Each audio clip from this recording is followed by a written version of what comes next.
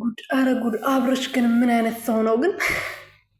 የምሬን እኮ ነው፣ የምሬን ነው። ምንም የሚያስቀው ነገር የለም። የምር አብርሽ ምን አይነት ሰው ነው? ከትላንት ወዲያ እንግዲህ ሩትዬ ጋር ሄደው ፍቅር ፍቅር ሲያጫውተው ነበረ። ሩትዬ ግን የእሱ መስማ የላትም። እንደሷ አይነት ሴት ርካሽ፣ ለራሷ ክብር የሌላት ሴት አይደለችም። ራሷን አሳልፋ እንደዚህ በየቦታው ሄደው ተለጣጥፎ የሚመጣ ወንድ የምትቀበል ሴት አይደለችም። እቺ ደግሞ ሄርሜላ የምትባለው ሴት ለራሷም ለቤተሰቦቿም ለሚወዳት ወይም ደግሞ አካባቢያ ላለው ሰው ክብር የላትም። የሴት ልጅ ክብር ዝቅ የሚያስደርግ ሴት ልጅ የሚያስንቅ ነገር ነው እየሰራች ያለችው። ራሷ እንግዲህ እኔ ሰምቼ አላቅም ብለዋል አብርሃም ራሱ።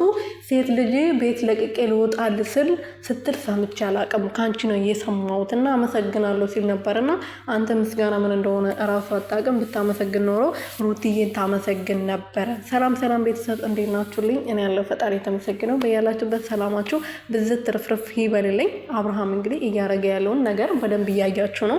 ባለፈው ከትላንት ወዲያ ሩቲ ጋር ሄዶ በግድ ሊስማት ሙከራ እያደረገ ነበረ። ዛሬ ደግሞ እንግዲህ የሄርሜላ ምን ውስጥ ልበላችሁ ሊገባ ትንሽ ነው የቀረው ማለት ነው። ትንሽ ገባ፣ በቃ ገባ ማለት ትችላላችሁ።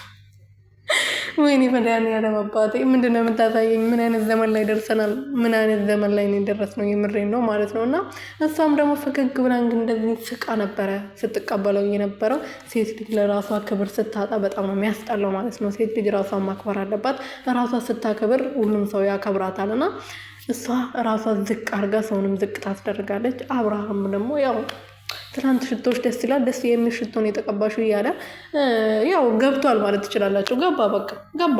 እንዴ እኔ ምንም ማሮ ነገር የለኝም። ገባ አለቅ። ወይኔ እናቴ ምን አይነት ነገር ነው የምታሳየኝ? እና ለማንኛውም አብርሃም ወደ ራስ ብትመለስ፣ ለልጅ ከምታስቀምጠው ነገር ይሄ ልጅ ነገ ያድጋል።